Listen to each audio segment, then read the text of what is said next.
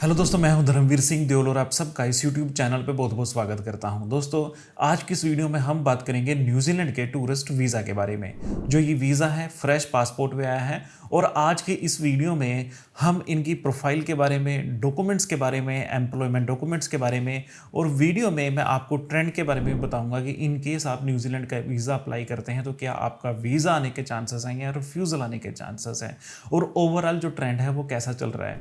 उसके बाद दोस्तों मैं आपको इस वीडियो में कुछ टिप्स एंड ट्रिक्स भी दूंगा जिन्हें फॉलो करके आप अपना न्यूजीलैंड का वीज़ा हासिल कर सकते हैं। अगर दोस्तों आप मेरे इस चैनल पर नए आए हैं, पहली बार आए हैं, तो प्लीज़ इस चैनल को सब्सक्राइब करें, वीडियो को लाइक करें और अगर आपका कोई क्वेश्चन है तो आप कमेंट सेक्शन में हमसे पूछ सकते हैं। सबसे पहले हम बात कर लेते हैं वीज़ा की। जो ये वीज़ा है हमें 13 नवंबर 2024 को रिसीव हुआ था और ये दोनों स्पाउस हैं, हस्बैंड वाइफ हैं और जो इनकी वीज़ा आया है ये 1 साल की वैलिडिटी के साथ आया है।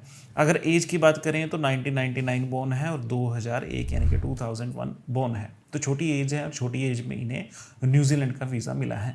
तो सबसे पहले हम बात कर लेते हैं प्रोफाइल की। तो अगर एज कैलकुलेशंस की बात करें तो जैसे मैंने पहले कहा कि जो हिम्मत सिंह जी हैं 1999 में बोर्न हुए हैं और एज इनकी 25 ईयर है। और अगर इनकी वाइफ की बात करें तो 2001 का बर्थ है और अगर एज की बात करें तो 23 ईयर इनकी एज है। बैकग्राउंड की बात करें तो हिम्मत सिंह जी जो मेन एप्लीकेंट हैं वो श्री गंगानगर में आईटी कंपनी में काम करते हैं और उनकी जो वाइफ हैं ये प्राइवेट स्कूल में टीचर हैं। और जो ये हमारे क्लाइंट है ये श्री गंगानगर से हैं और जो इनकी वाइफ है वो भी लोकल स्कूल में, प्राइवेट स्कूल में टीचर हैं। इन्होंने 2023 में शादी की थी और शादी करने के बाद इन्होंने ऑस्ट्रेलिया टूरिस्ट वीज़ा अप्लाई किया था 2 बार और दोनों बार रिफ्यूज़ल आई थी। और जो ये न्यूजीलैंड का वीज़ा आया है ये ऑस्ट्रेलिया की 2 रिफ्यूज़ल्स के बाद आया है, बट इन्होंने कभी भी न्यूजीलैंड का वीज़ा अप्लाई नहीं किया था और इनके पास किसी भी तरह की ट्रैवल हिस्ट्री नहीं है। ट्रैवल हिस्ट्री नहीं होने के बावजूद भी ये वीज़ा आया है। तो मैं हर वीडियो में कहता हूँ कि ट्रैवल हिस्ट्री वीज़ा के लिए ज़रूरी नहीं होती, क्योंकि ना तो इसका कोई पॉजिटिव इम्पैक्ट होता है और ना ही कोई इसका नेगेटिव इम्पैक्ट होता है। इनकेस अगर आपके पास पूरी दुनिया की ट्रैवल हिस्ट्री है तब भी आपको रिफ्यूज़ल्स आती हैं और इनकेस अगर आपका बिल्कुल पासपोर्ट फ्रेश है तब भी आपको वीज़ा मिल सकता है। अब दोस्तों हम बात कर लेते हैं डॉक्यूमेंट्स की कि डॉक्यूमेंट हमने कौन कौन से सबमिट किए। तो सबसे पहले passport front end back copy, उसके बाद इनका आधार कार्ड, पैन कार्ड, उसके बाद इनके फैमिली मेम्बर्स के डॉक्यूमेंट, 6 मंथ की बैंक स्टेटमेंट दोनों की, जो इनकी अपनी हस्बैंड की और इनके स्पाउस की। उसके बाद में हमने बैंक बैलेंस सर्टिफिकेट भी हमने यहाँ पे सबमिट किया था और सीए चार्टर्ड अकाउंटेंट रिपोर्ट हमने यहाँ पे सबमिट की थी। दोस्तों होता क्या है कि इनकेस अगर आपकी ऑस्ट्रेलिया की रिफ्यूज़ल है और आप न्यूजीलैंड के लिए अप्लाई करते हैं, चाहे आप न्यूजीलैंड पहली बार ही अप्लाई कर रहे हैं, तब भी दोस्तों आपको सीए रिपोर्ट साथ में ज़रूर लगानी चाहिए, क्योंकि न्यूजीलैंड और ऑस्ट्रेलिया एक दूसरे के साथ डेटा शेयर करते हैं। उसके बाद दोस्तों हमने मैरिज सर्टिफिकेट साथ में लगाया था, कवर लेटर और लेटर ऑफ इंटेंट, यानी कि ये क्या करने जाएंगे।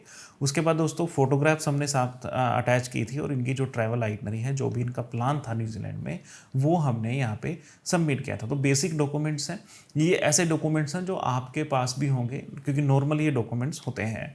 उसके बाद दोस्तों अगर एम्प्लॉयमेंट डॉक्यूमेंट्स की बात करें तो हिम्मत सिंह जी जो आईटी फील्ड में है उनकी जो सैलरी आती है 34,000 आती है, जो इनके बैंक अकाउंट में आती है और इनके पास 6 मंथ की सैलरी स्लिप्स हैं। वहीं इनकी जो स्पाउस है इनकी जो सैलरी आती है 14,500 इनकी सैलरी आती है। तो सपोर्टिंग डॉक्यूमेंट में हमने जो इनके एम्प्लॉयमेंट वेरिफिकेशन लेटर हैं जो इनकी रोल्स को और सैलरीज़ को रिप्रेजेंट करते हैं, तो वो हमने साथ में अटैच किए थे। 6 मंथ की सैलरी स्लिप्स हमने यहाँ पे लगाई थी। लीव लेटर हिम्मत सिंह जी के भी और हरप्रीत कौर जी भी के हमने यहाँ पे अटैच किए थे। एनओसी लेटर्स हमने यहाँ पे लगाए थे और जो इनके एम्प्लॉयमेंट डिक्लेरेशंस थी वो हमने यहाँ पे साथ में लगाए थे, क्योंकि जो इनकी ऑस्ट्रेलिया की रिफ्यूज़ल आई थी उनमें इनकी एम्प्लॉयमेंट को लेके, टाइस को लेके प्रॉब्लम आई थी, तो हमने वो डिक्लेरेशन साथ में ज़रूर लगाई थी। बट हमने यहाँ पे किसी भी तरह की जस्टिफिकेशन लेटर नहीं अटैच की थी, क्योंकि जो जस्टिफिकेशंस होती है ये रिफ्यूज़ल आने के बाद होती है और जो इनकी रिफ्यूज़ल थी वो ऑस्ट्रेलिया की थी, ना कि न्यूजीलैंड की।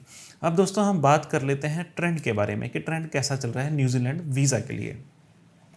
तो जैसा कि मैंने पहले भी बताया, क्योंकि देखो अब क्या चीज़ें हैं, अब हर जगह क्रिसमस का और न्यू ईयर सेलिब्रेशंस का टाइम है और ऑस्ट्रेलिया और न्यूजीलैंड 2 ऐसी कंट्री हैं जहाँ पे इस वक्त जो है सबसे ज़्यादा वीज़ा वो दे रहे हैं, क्योंकि वहाँ पे जो मौसम होता है सुहावना होता है और ज़्यादातर लोग जो हैं दोनों कंट्री में वीज़ा अप्लाई करते हैं।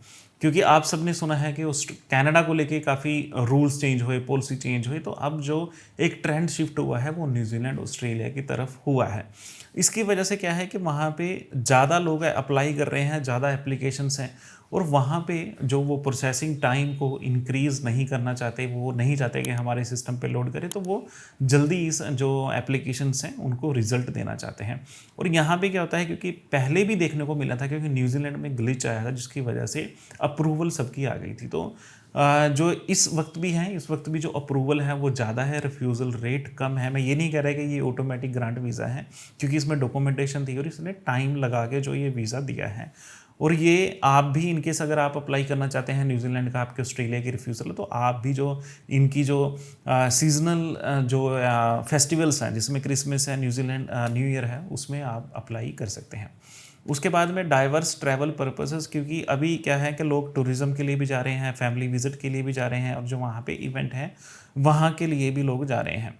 और न्यूजीलैंड जो है एक अपीलिंग डेस्टिनेशंस हैं, काफ़ी अच्छी वहाँ पे लैंडस्केप्स हैं, काफ़ी अच्छे वहाँ पे देखने लायक जो टूरिज़्म बेस जो है वो जगह है। तो इस वजह से भी जो है अप्रूवल रेट अच्छा है। और ये अप्रूवल रेट है, ये फरवरी तक रहने का अंदाज़ा है, क्योंकि वहाँ पे जो मौसम है ये जनवरी फरवरी में काफ़ी अच्छा होता है।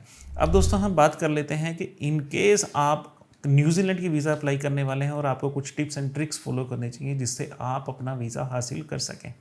ये मैं हर वीडियो में कहता हूँ, कहता सिर्फ इसलिए हूँ क्योंकि काफ़ी जो लोग हैं वो हमारी वीडियो देख के अपना वीज़ा अप्लाई करते हैं, और ये मेरा फ़र्ज़ है कि मैं आपको समझाऊँ कि अगर आप बिना किसी कंसल्टेंट से अपनी फ़ाइल अप्लाई करते हैं तो आपको किन किन बातों का ध्यान रखना चाहिए। सबसे पहले है कि कवर लेटर को ध्यान से क्राफ्ट करें, स्ट्रॉन्ग कवर लेटर बनाएं कि उसमें हर इन्फॉर्मेशन होनी चाहिए। इन्फॉर्मेशन में आपकी जो प्रोफाइल है उसके बारे में डिटेलिंग होनी चाहिए, आपकी ट्रैवल इंटेंशन के बारे में होना चाहिए, आप कितने टाइम तक रहोगे, आपकी आइडनरी क्या है, आपका पर्पज़ ऑफ विजिट क्या है, ये सब कुछ होना चाहिए। और साथ में जो आपकी टाइस डिटेल होनी चाहिए। जब तक दोस्तों आप वीज़ा ऑफिसर को ये कन्वे नहीं करोगे कि आपके जो इंडिया में या आपकी जो होम कंट्री है वहाँ पे स्ट्रॉन्ग टाइज हैं, तब तक वो आपको वीज़ा नहीं देगा। और ये डॉक्यूमेंट है, ये कवर लेटर से ही आप जो है इसे बना सकते हैं। उसके बाद दोस्तों हमेशा अपने जो कंप्लीट और एक्यूरेट डॉक्यूमेंटेशन दें। कभी भी अपनी प्रोफाइल को बढ़ा चढ़ा के अपने कंसल्टेंट को ना बताएं जिसका आप डॉक्यूमेंट नहीं दे सकते।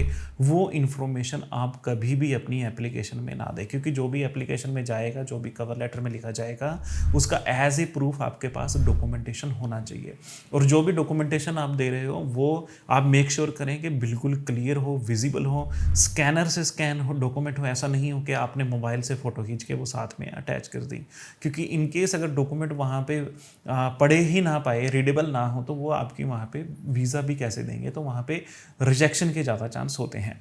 उसके बाद दोस्तों आप फाइनेंशियल स्टेबिलिटी और टाइज को जरूर शो करें, क्योंकि अगर ये सिर्फ जो पॉइंट है ये उनके लिए है जिनकी ऑस्ट्रेलिया की रिफ्यूज़ल है, ऑस्ट्रेलिया के बाद न्यूजीलैंड वीज़ा अप्लाई करने वाले हैं। तो यहाँ भी क्या चीज़ है कि आपको फाइनेंशियल स्टेबिलिटी, जो अगर आपके पास बैंक स्टेटमेंट है, आपके पास इनकम के डॉक्यूमेंटेशंस हैं जिसमें सैलरी स्लिप है, आपके पास सैलरी सर्टिफिकेट है और आपके पास ITR है। उसके बाद में दोस्तों आपने ये कवर करना है लेटर ऑफ इंटेंट में, या आपके पास जो भी डिक्लेरेशंस हैं कि आपके पास सफिशिएंट फंड्स हैं, और आप जो आपका जो विज़िट है न्यूजीलैंड में वो आप यहाँ पे कवर कर सकते हो। आपके पास जितना भी टाइम ड्यूरेशन आपने वहाँ पे बताया है कवर लेटर में, तो आपके पास जो फंड्स हैं वो अवेलेबल हैं। उसके बाद दोस्तों आपने टाइस को लेके ज़रूर बताना है कि जो आपकी फैमिली है, आपकी एम्प्लॉयमेंट है, आपकी प्रॉपर्टी है, या इनकेस अगर आपके कोई और भी टाइस हैं तो वो भी आपने जो कवर लेटर में बताने हैं, जिससे वीज़ा ऑफिसर ये समझ सके कि आप न्यूजीलैंड में इनकेस वो आपको वीज़ा देते हैं तो आप क्यों अपनी होम कंट्री वापस जाएंगे। तो दोस्तों ये टिप्स एंड ट्रिक्स हैं। अगर दोस्तों आप ये टिप्स एंड ट्रिक्स भी फॉलो करते हैं तब भी आपके दोस्तों वीज़ा आने के चांसेस ज़्यादा होते हैं। तो इनकेस दोस्तों आप हमारे थ्रू अपना प्रोसेस करवाना चाहते हैं तो स्क्रीन पे नंबर विजिबल है, आप हमें कांटेक्ट कर सकते हैं। तो उम्मीद करता हूँ कि ये वीडियो आपको अच्छी लगी होगी, इन्फॉर्मेटिव लगी होगी। अगर आपका अभी भी कोई डाउट है तो आप हमें कमेंट सेक्शन में कमेंट करके पूछ सकते हैं। तो चलिए दोस्तों, आज की इस वीडियो में इतना ही, मिलते हैं अगली वीडियो में।